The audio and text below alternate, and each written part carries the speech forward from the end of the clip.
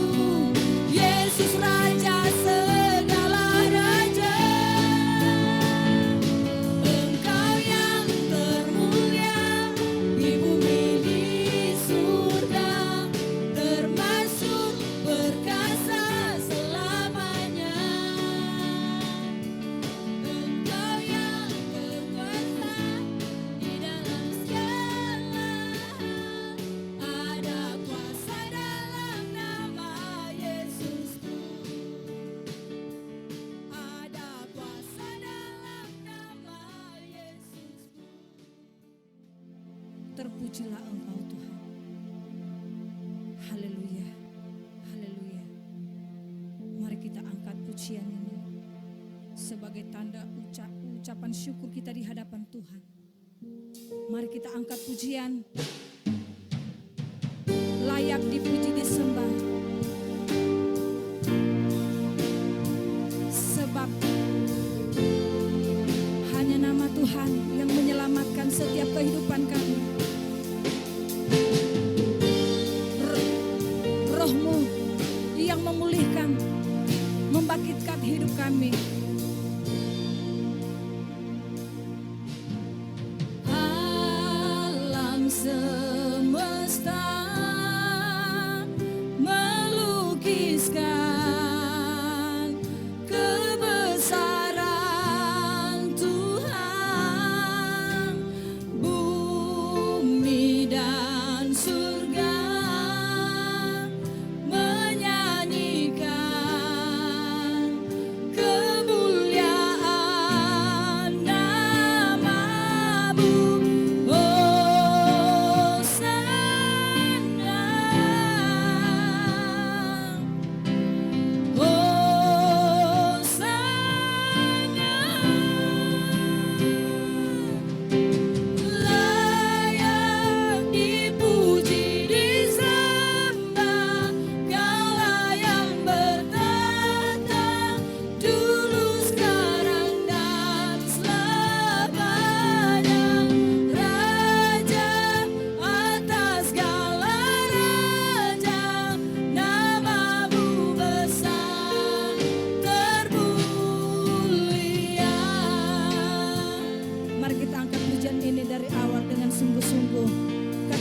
alam semesta.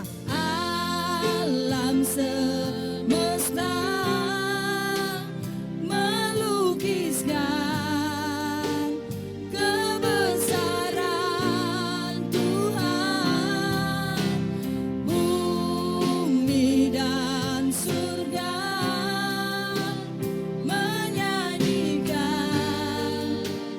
kemuliaan nama-Mu. Hosana,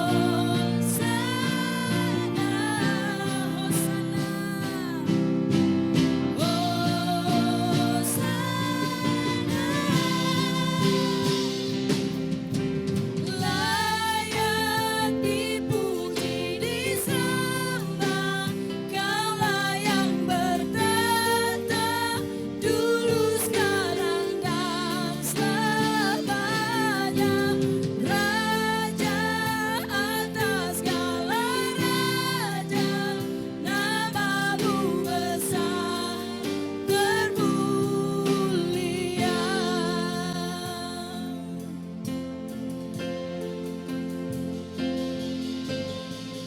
Sebab tidak ada di bumi ini selain nama-Mu Tuhan yang kami tinggikan, yang kami agungkan. Yesus Kristus, setiap lutut akan bertelut menyembah Engkau Bapa, meninggikan Engkau Tuhan. Hosana bagi-Mu Tuhan. Hosana, Hosana,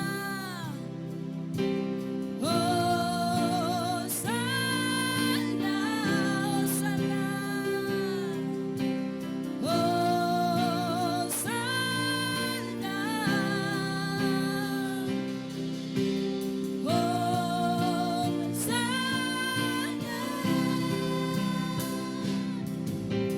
layak dipuji disembah, Kaulah yang bertata dulu sekarang dan selamanya. Raja atas segala raja, nama-Mu besar termulia.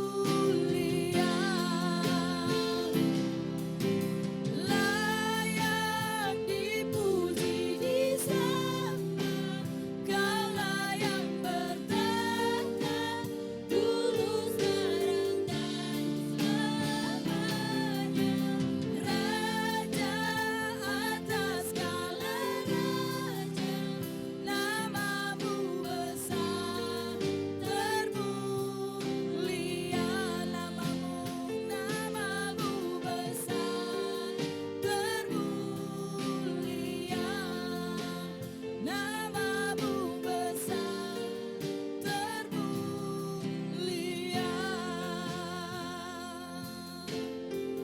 Beri kemuliaan untuk Tuhan. Mari kita sembah Dia.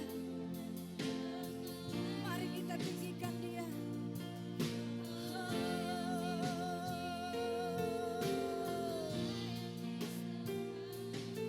Haleluya.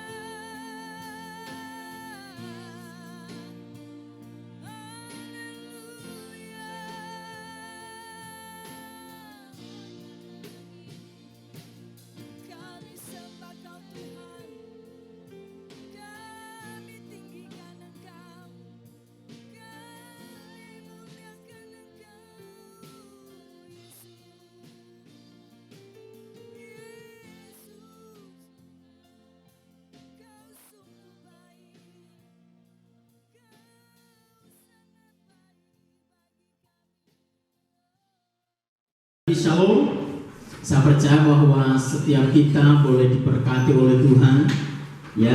Setiap kita boleh tetap ada dalam pemeliharaan Allah yang sempurna, yang luar biasa. Sekalipun memang ada begitu banyak hal yang kita alami dalam hidup ini, namun satu hal yang harus kita percayai bahwa Allah yang menyelamatkan kita adalah Bapa yang setia, yang tidak akan pernah meninggalkan kita. Amin. Baik, Bapak Ibu yang dikasih oleh Tuhan, kita akan belajar firman Allah dalam 1 Samuel pasal yang ke-23. Sama-sama belajar tentang melibatkan Tuhan dalam segala perkara. Amin. Saudara, hari-hari ini seperti yang kita tahu bahwa dan Alkitab mencatat dengan jelas adalah hari-hari yang tidak baik. Ya, hal-hal yang terjadi di sekitar kita seringkali membuat kita takut, khawatir akan hidup ini.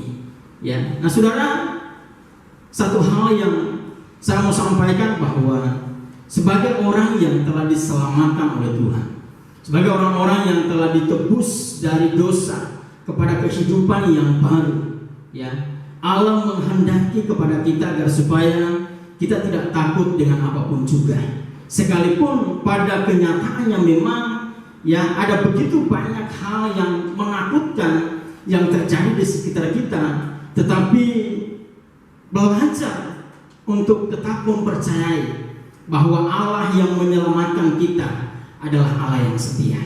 Nah, dalam 1 Samuel pasal yang ke-23 ini diceritakan tentang kehidupan Daud bersama dengan orang-orangnya atau prajurit-prajuritnya, keluarganya yang bersama-sama dengan dia. Saudara, kalau kita baca dalam pasal-pasal sebelumnya, sebenarnya Daud bersama dengan orang-orangnya ini dalam satu perjalanan atau melarikan diri dari hadapan Saul. Seperti yang kita tahu bahwa Daud sebenarnya tidak melakukan kejahatan sedikit pun terhadap Saul. Ya, tetapi ternyata kemenangan yang dialami oleh Daud dalam medan perang, dia mengalahkan begitu banyak musuh. Ini yang membuat akhirnya Saul mulai cemas, dia mulai khawatir, jangan-jangan Daud yang akan menjadi raja, ya, jangan-jangan dia akan yang akan menjadi pemimpin. Nah, kecemasan itulah, ketakutan itulah membuat dia akhirnya berpikiran jahat, yaitu dengan cara apa? Dengan cara ingin membunuh Daud. Saudara dikasih oleh Tuhan, Daud lolos dari rencana itu sejak Daud berada di rumahnya Saul. Ya, ketika Saul berencana untuk membunuh Daud, ya, anaknya mendengar berita itu, anaknya mendengar rencana itu, dan kemudian memberitahukan kepada Daud. Dan malam-malam saudara, Daud meloloskan diri melalui bantuan daripada Yonatan, anaknya Saul itu sendiri. Nah, saudara dikasih oleh Tuhan, ternyata tidak hanya sampai di situ, tetapi Saul mengarahkan begitu banyak prajurit, ya, untuk mengejar Daud. Saudara dikasih oleh Tuhan, kalau kita baca kisahnya itu sangat luar biasa. Sebenarnya ada peluang bagi Daud untuk membunuh Saul. Ya, ketika berada di Gua Adulam, ketika mereka sedang sedang beristirahat, Daud mengambil tombak dan juga barang daripada Saul. Sebenarnya ada kesempatan untuk membunuh. Ya, ketika berada di Gua Adulam, ya, para orang-orang Daud berkata bahwa ini adalah kesempatan untuk membunuh dia. Tetapi ternyata dia tidak pernah melakukan hal itu. Kenapa? Karena dia sadar bahwa sekalipun Saul sudah ditolak oleh Tuhan, tetapi dia berkata bahwa dia adalah orang yang diurapi oleh Tuhan, sehingga dia tidak akan jamah Saul sekalipun memang Saul jahat terhadap dirinya. Nah, saudara, sampai akhirnya ketika berada di satu kota atau di Kehilah, ya, saudara dikasih oleh Tuhan, ternyata ya, Daud itu mengalami masalah yang sangat rumit, ya. Di satu sisi dia dikejar oleh Saul bersama dengan prajuritnya, tetapi di satu sisi juga kota di mana dia berada, ya, dikepung oleh musuh yang begitu luar biasa, yaitu orang-orang Filistin. Nah, saudara dikasih oleh Tuhan, ya, apa yang dilakukan oleh Daud? Ya, kita tahu bahwa Daud adalah bukanlah seorang yang biasa-biasa. Dia mengalahkan prajurit yang terhebat, ya, yang tak terkalahkan, ya, yaitu bernama siapa? Goliat. Dia dengan umpan saja, saudara, dia bisa membunuh prajurit yang hebat, yang gagah perkasa, yang ditakuti oleh semua orang Israel. Artinya apa, saudara dikasih oleh Tuhan? Ya, bahwa Daud memiliki kemampuan, Daud memiliki keahlian ya untuk berperang. Tetapi semua keahlian dia, semua kemampuan dia taklukkan di dalam kekuatan kuasa Tuhan. Oleh sebab itu ketika dia dengar kabar bahwa Kehila telah dikepung oleh orang-orang Filistin, ya, dia tidak langsung pergi, ya, dia tidak langsung berperang melawan orang-orang Filistin itu. Tetapi justru dia datang kepada Tuhan, dia bertanya kepada Tuhan, ya. Di ayat yang kedua, lalu bertanyalah Daud kepada Tuhan, apakah aku akan pergi mengalahkan orang Filistin itu? Jawab Tuhan kepada Daud, pergilah, kalahkanlah orang Filistin itu dan selamatkan Kehila. Nah, saudara, di tengah-tengah kondisi yang begitu mengkhawatirkan, menakutkan, Daud justru datang kepada Tuhan. Dia bertanya, apakah aku harus pergi? Apakah aku harus melakukan ini? Apakah aku harus melakukan itu? Nah, saudara, dikasih oleh Tuhan, ya, ini satu bukti bahwa Daud adalah orang yang sungguh-sungguh mengandalkan Tuhan dalam hidupnya. Dia tidak pernah mengandalkan semua, ya, hal-hal yang pernah dia alami di masa lalu, kemenangan demi kemenangan, ya, yang dia alami di medan peperangan. Tetapi ketika dia berhadapan dengan satu masalah, ya, maka apa yang dia lakukan? Dia lakukan adalah dia datang kepada Tuhan dan bertanya kepada Tuhan, apakah aku harus pergi? Ya, selama Tuhan tidak memberikan jawaban, maka saya pastikan Daud pun tidak akan melangkah, Daud pun tidak akan bertindak, ya, karena ini yang dia lakukan, saudara. Ya. Tetapi ketika dia dengar bahwa pergilah, kata Tuhan, dan selamatkanlah kota Kehila. Ya. Lalu apa yang terjadi, sudah dikasih oleh Tuhan? Di ayat yang ketiga muncul keraguan, muncul kekhawatiran di antara orang-orangnya, saudara. Kenapa mereka khawatir? Kenapa mereka ragu? Kenapa mereka takut? Saudara, dikasih oleh Tuhan, kalau kita lihat jumlah mereka itu hanya berapa? 600 orang. Nah, Filistin ini adalah satu bangsa yang besar, yang terlatih, yang kuat, yang gagah perkasa. Oleh sebab itu, di ayat yang ketiga di situ dikatakan, tetapi orang-orang Daud berkata kepadanya, ingatlah, sedangkan di sini di Yehuda kita sudah dalam ketakutan, apalagi kalau kita pergi ke Kehila melawan barisan perang orang Filistin. Nah, saudara, dikasih oleh Tuhan, ketakutan ini akhirnya membuat Daud kembali lagi bertanya kepada Tuhan.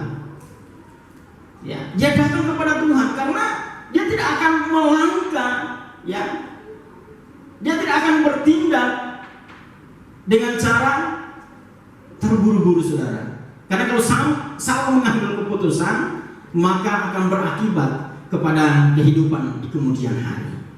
Akhirnya dia datang lagi kepada Tuhan. Ya, ayat keempat, apakah engkau akan memberikan orang-orang Filistin ini? Maka Tuhan berkata, bersiaplah, sebab aku akan menyerahkan orang Filistin itu ke dalam tangan. Sudah dikasih oleh Tuhan. Setelah Daud mendengar apa yang Tuhan katakan, kemudian dia mulai melangkah, kemudian dia mulai bertindak. Ya, memang orang-orang yang ada di sekitarnya sedang ragu, orang-orang yang ada di sekitarnya sedang khawatir. Apakah kita bisa, apakah kita mampu? Tetapi sudah dikasih oleh Tuhan, Daud sebagai pemimpin, dia harus percaya kepada perintah Tuhan. Dia harus percaya kepada perintah Allah. Dan pada waktu dia taat di dalam perintah Allah itu, maka percaya ada perkara yang besar yang akan terjadi di dalam seluruh kehidupannya. Dan sudah dikasih oleh Tuhan, ya. Nah, kita tahu musuh atau orang-orang Filistin ini dikalahkan oleh Daud bersama dengan orang-orang yang bersama dengan dia. Kalau bukan karena Tuhan, saudara, maka tidak ada satupun kekuatan manusia yang mampu mengalahkan orang-orang yang hebat atau musuh-musuh yang begitu luar biasa di dalam kehidupan daripada Daud itu sendiri. Oleh sebab itu dia tidak pernah lupakan Tuhan, di dalam keadaan apapun, baik itu dia di dalam penderitaan, baik itu di dalam segala kemenangan, dia tidak pernah lupakan Tuhan. Dia tidak pernah membiarkan segala sesuatunya itu berjalan sesuai dengan keinginan dia, tetapi dia selalu datang kepada Tuhan. Saudara dikasih oleh Tuhan, ada begitu banyak orang, ada begitu banyak manusia, salah mengambil tindakan atau salah bertindak atau bahkan salah mengambil keputusan di dalam hidup ini. Kenapa? Karena ada begitu banyak orang merasa dirinya hebat, merasa pintar, punya pengalaman yang luar biasa di masa lalu. Saudara dikasih oleh Tuhan, sepintar apapun kita, secerdas apapun kita, sepengalaman apapun kita, manusia tetap adalah manusia. Artinya apa, saudara? Bahwa hidup kita itu terbatas, kepintaran kita itu terbatas. Mau sampai di mana, saudara? Haleluya. Kita tidak akan pernah bisa menyaingi yang namanya Tuhan.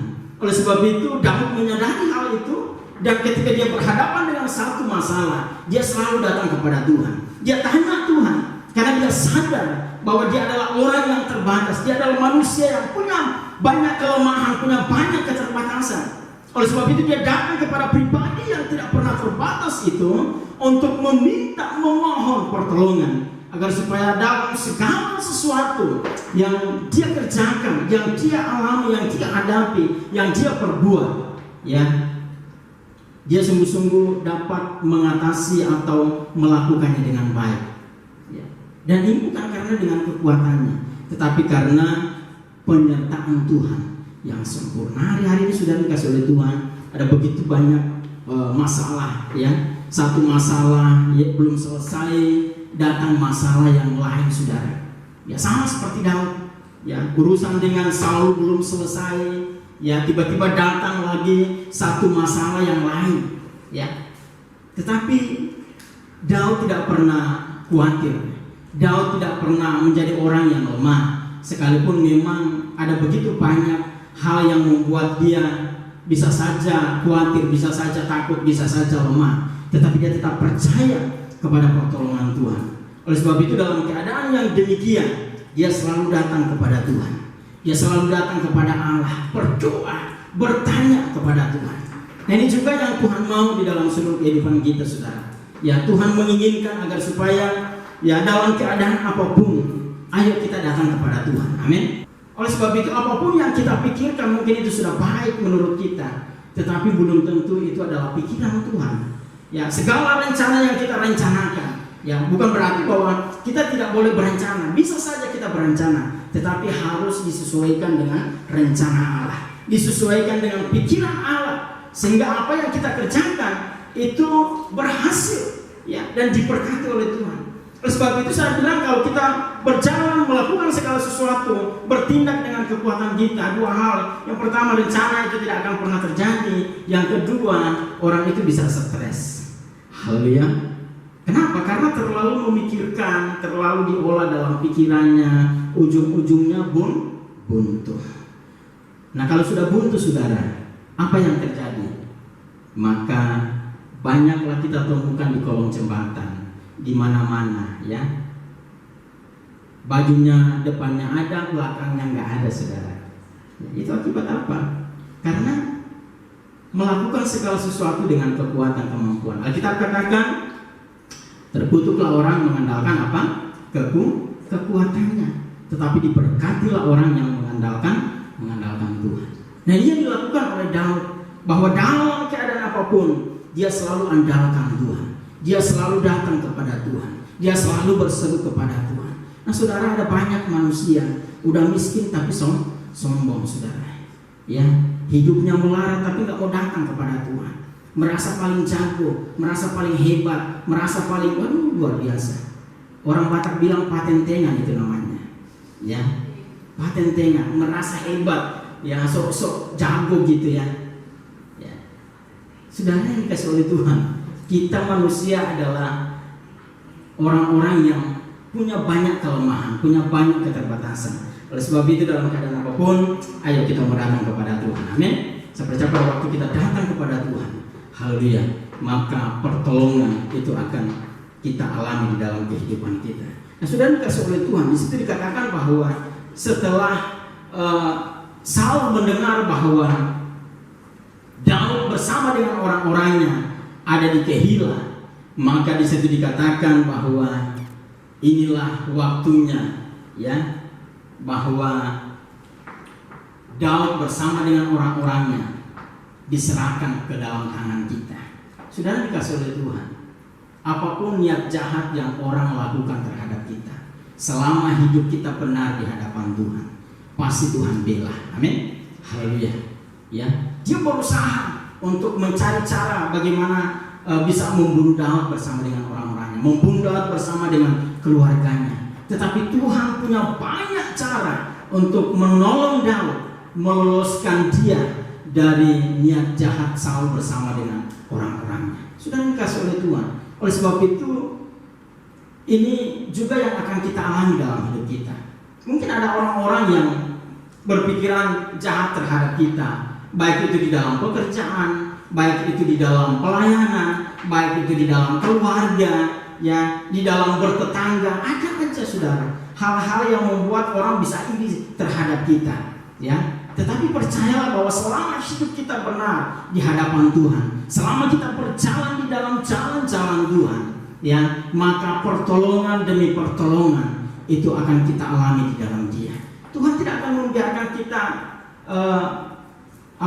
sendirian untuk menghadapi setiap persoalan hidup, ya. Dia selalu ada untuk kita semua. Nah, saudara dikasih oleh Tuhan, akhirnya apa? Rencana daripada Saul gagal. Sementara rencana daripada Daud itu berjalan dengan luar biasa, berjalan dengan mulus. Dia berhasil meloloskan diri dari kota Kehilah. Kenapa? Karena dia tanya Tuhan, ya.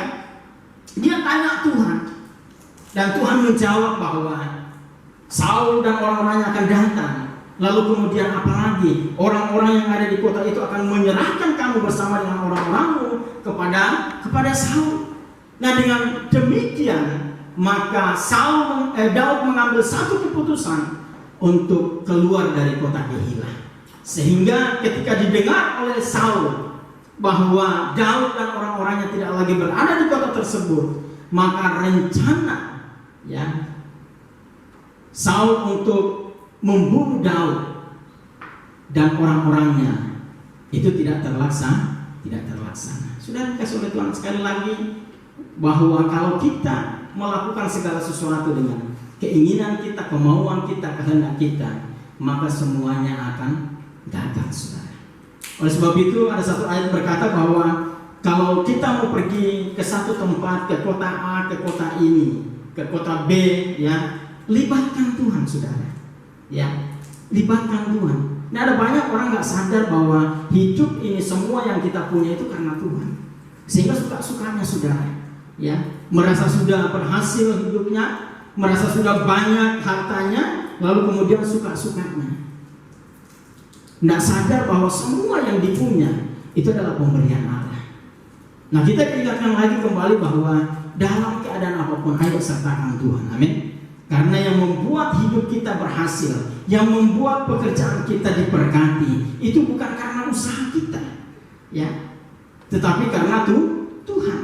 Makanya Alkitab katakan bahwa sia-sialah, ya, penjaga kota, ya, kalau bukan karena Tuhan yang menjadi penjaga kota itu tersebut, ya. Mau sehebat apapun penjaga kota, security kayak di setiap RT atau setiap wilayah, pasti ada aja kecolongan gitu, ya. Tetapi kalau sudah Tuhan yang menjadi penjaga kota, Tuhan sudah yang menjadi penjaga hidup kita, siapa yang bisa nyolong? Nggak akan pernah bisa, saudara. Oleh sebab itu, ini yang disadari oleh Daud, ya. Dalam keadaan apapun, dalam situasi apapun, bahkan sampai akhir hidupnya, ya, dia selalu andalkan Tuhan. Ini satu pribadi yang menjadi contoh bagi kita semua bahwa ayo, ya, jangan pada waktu kita masih susah kelihatan begitu sungguh-sungguh kepada Tuhan. Setelah udah berhasil lupa diri. Hati-hati saudara. Itu mari kita sama-sama untuk melibatkan Tuhan dalam hidup ini. Kenapa kita perlu melibatkan Tuhan? Yang pertama, kita sadar karena kita manusia yang terbatas. Ya. Nah, kalau kita menyadari bahwa kita adalah manusia yang terbatas, kita harus datang kepada pribadi yang tidak terbatas itu. Nah, siapa? Yesus Tuhan. Ya, Allah yang telah menyelamatkan hidup kita. Yang kedua, mengapa kita datang kepada Tuhan? Mengapa melibatkan Tuhan di dalam seluruh hidup kita? Ya.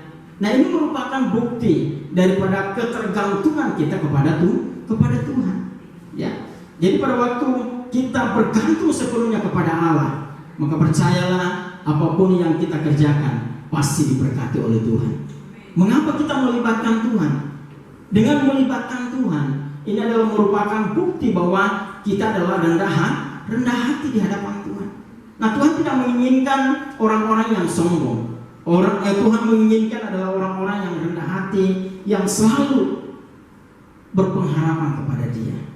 Saya percaya bahwa ketika hal ini kita lakukan dalam hidup kita, maka sama seperti Daud di dalam hidupnya, hidup di dalam keberhasilan sekalipun memang ada banyak tantangan, ada banyak persoalan, tetapi keberhasilan demi keberhasilan dialami di dalam kehidupannya. Baik itu dia sejak muda sampai dia tua, bahkan sampai dipanggil ya kembali ke rumah Bapa di sorga. Ya, dia adalah pribadi yang sungguh-sungguh berkenan dan dikasihi Allah. Kenapa? Karena dia melibatkan Tuhan di dalam seluruh kehidupannya. Amin. Puji Tuhan, Tuhan memberkati.